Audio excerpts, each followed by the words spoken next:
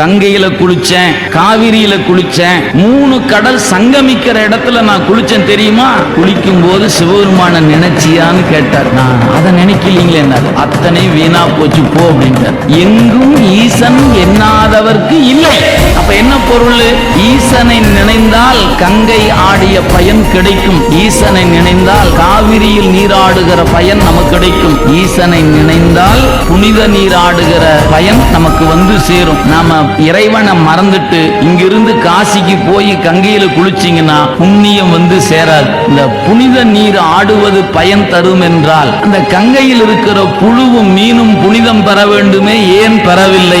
ஏன்? அந்த மீனோ அந்த புழுவோ ஈசனை நினைக்கல. ஆனா நீ நீராடுகிற பொழுது ஈசனை நினைந்து நீராடு, அதுதான் உனக்கு புண்ணியத்தை தரும் என்று தவத்திரு குன்றக்கோடு அடிகளார் பெருந்தகை தன்னுடைய உரையில அவ்வப்போது குறிப்பிடுவது